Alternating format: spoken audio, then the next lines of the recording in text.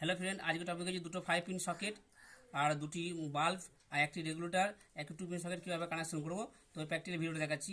এটা হচ্ছে আমার হচ্ছে যে ফেজ, এটা ফেজ লাইন, যেটা ব্লুটা হচ্ছে আমার ফেজ কানেকশন করেছি। ফেজটা দেখতে পাচ্ছি ফেজ, এটা হচ্ছে ফেজ। নিউটন নিউটন হচ্ছে সবুজটা হচ্ছে আমার নিউটন, এটা নিউটন গেছে।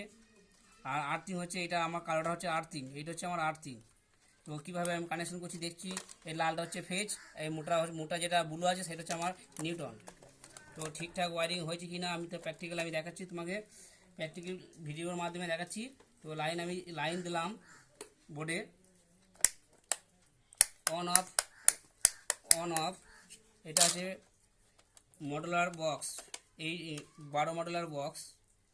তো 5 পিন সকেটগুলো আবার দেখিয়ে নিই ঠিকঠাক আছে নাকি লাইন। ঠিক আছে, এটা আবার দেখে নিই। হ্যাঁ, ওকে, একদম ঠিক আছে। তো যদি ভিডিওটি ভালো লাগে ছোট্ট করে একটা লাইক করবেন পরবর্তী ভিডিও পাওয়ার জন্য।